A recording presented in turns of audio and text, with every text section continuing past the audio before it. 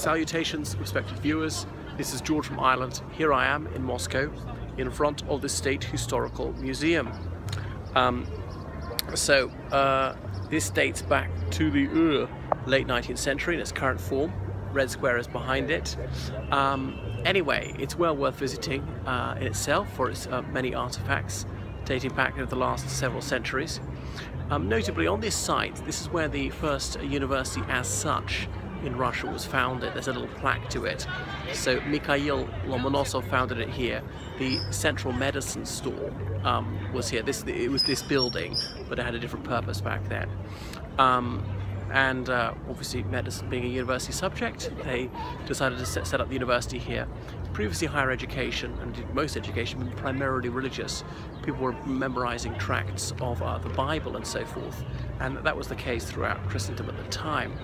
So M.V. Lomonosov came from a small town in the northwest of Russia, and his insatiable curiosity brought him here to Moscow, where he enrolled at a Greek Slavonic school for the sons of Orthodox priests. The site is not too far from here, actually. And it was later discovered that he was not the son of a priest, so he was almost booted out. But he was such an outstanding scholar, they let him stay, and his unquenchable thirst for knowledge led him to go to Germany to enroll for higher studies there. He came back, and as I say, he founded Moscow State University. In the 1940s, his name, Lomonosov, was put in there. So his surname means broken nose, but I think it describes him, must have been a distant ancestor of his.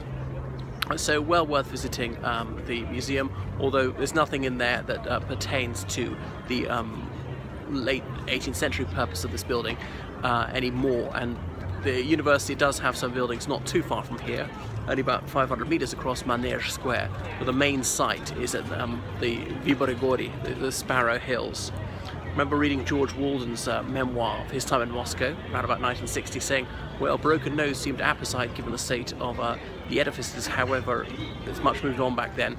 The university did not have that name because of the parlous condition of some of the buildings. Right, I'll switch it off now.